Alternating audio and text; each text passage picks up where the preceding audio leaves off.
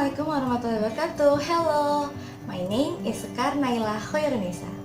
As the title said, I'm going to tell you a story that I've read recently.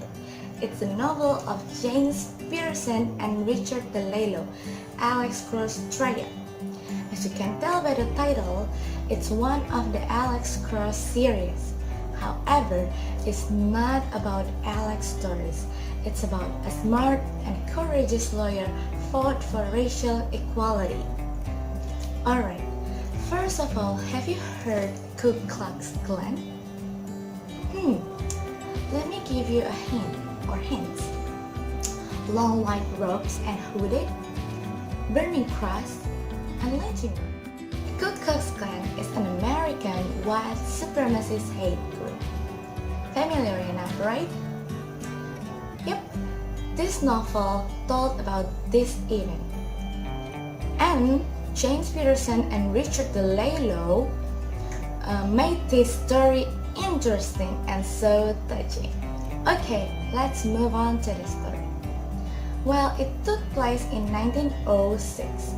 There was a well-known Washington defense lawyer named Ben Corbett. Let's call him Ben.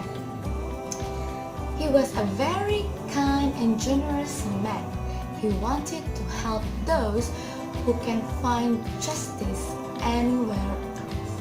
Like everyone, he wanted to solve everyone's problem, but not his own problem. He was too dedicated to his job until his wife couldn't stand anymore being left and lonely. However, he felt he was right, and one day he was called by the President Theodore Roosevelt. He was asked to return to his hometown in Udora, Mississippi, to investigate rumors of the resurgence of the Ku Klux Klan, because the story told that the Klan was clamped down by the government for about 30 years ago. Ben didn't refuse this mission. Also, he had a close relationship with the president at the last war in Cuba. He believed in this issue until he met the wise Abraham Cross and his enchanting granddaughter Moody. This issue was not only about equality, but also justice. First of all colored men became slave, or should I say, was slave. They were forced to obey the whites, and they could only work the hard job like picking up the cotton kid. Even they couldn't give their argument and command. Once there was a young fellow called Whitney. He spent his whole day hoeing out the flower beds around his employer's house. When he was done, he told the employer how much it was, but she didn't want to pay. Said he didn't work that many hours. So he reported it to the sheriff and said, that Whitney man, the colored man, said something dirty to me. Well, she got him arrested, but then they dragged him out of the jail and hanged him up. Killed him, all because he asked for his pay. Alright, bear with me after this. There was a colored man was staring at the white woman, like the common staring, like I'm staring with you with the camera. Someone saw it and reported it. They said that colored man had a dirty mind of that white woman. And you know what? After that colored man found dead in lynching tree. Well, it was like they knew what the colored man was thinking. Everything all colored man did, adult or even child, it could be a crime in those days. These Ben fought for them, and he was called a nigger laughing. Even he got lynched and beaten up. Fortunately, he was too tall, so he could breathe from the loosened rope. Everyone, the colored man, Abraham and Moody, helped him. After this incident, Ben met with his childhood best friend Jacob. Jacob invited him to go to the meeting of the clan. Ben agreed because he thought he could get further information of the clan. Okay, they came with the white hood so that everyone couldn't see him as Ben. When Jacob and Ben arrived and gathered with the others, Jacob pulled Ben's hood off so that everyone can see him.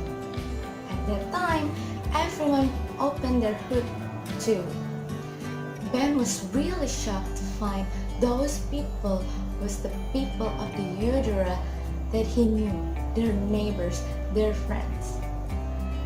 They invited Ben to follow their journeys, to be open-minded and to comprehend the perspective. You know what? Ben was showed how the lynching process.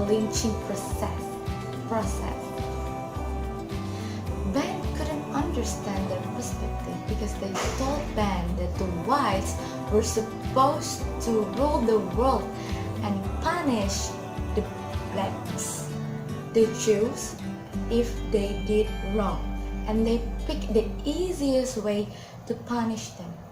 It was lynching, kill them, something like that. So Ben didn't agree with this and left. He felt betrayed by the Jacob. War between the whites and the blacks.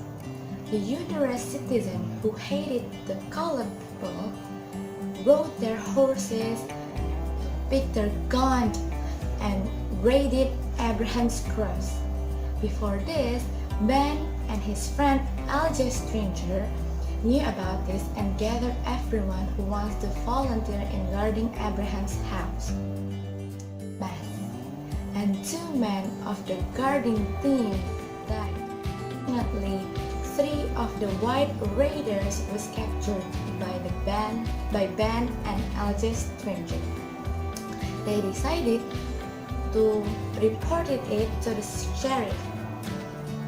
At first, sheriff didn't want to arrest them because he was actually one of the Ku Klux Klan.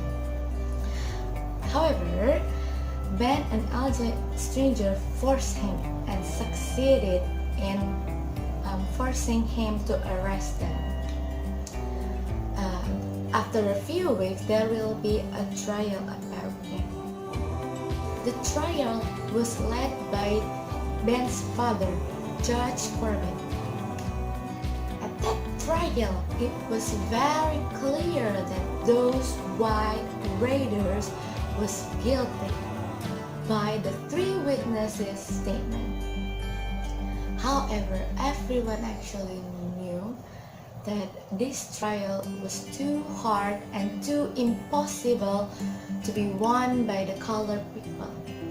And yeah, at the end of the day, the jury and the judge decided that those white raiders was not guilty.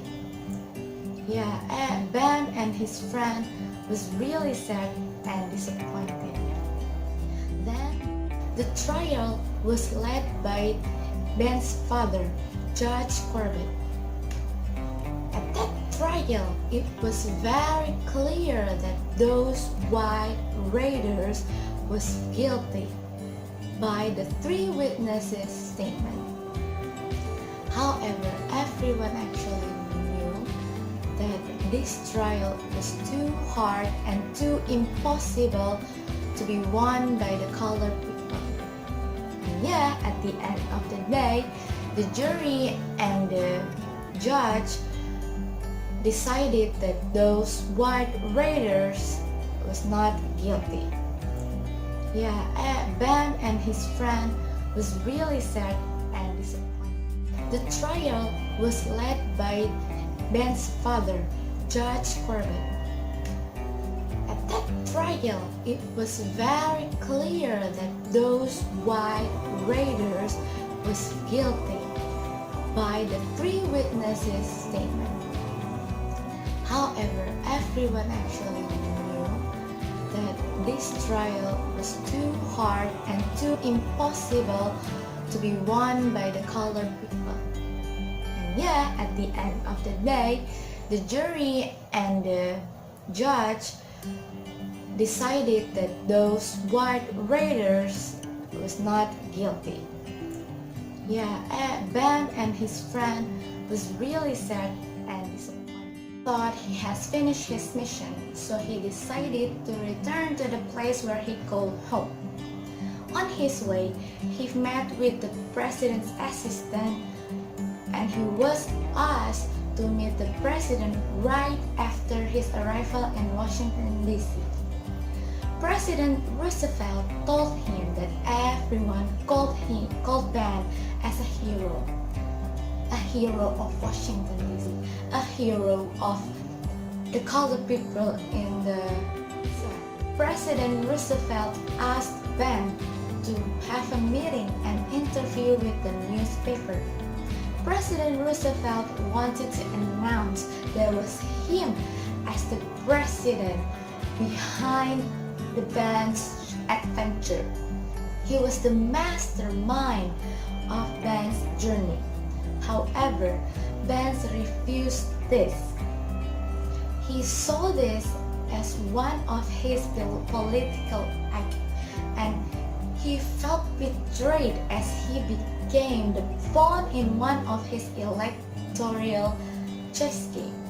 Therefore, he left and went straight to his wife. He heard his wife and his twin daughters' voices. His wife that used to want a divorce canceled it, and he was really happy because of it. He promised to his wife that he won't leave her again. That's all. It's the happy ending for Ben, but not for the uterus people. I hope you find this interesting and interested in reading this book. Thank you for watching this video. Stay cool. Wassalamualaikum warahmatullahi wabarakatuh. Ciao. Adios.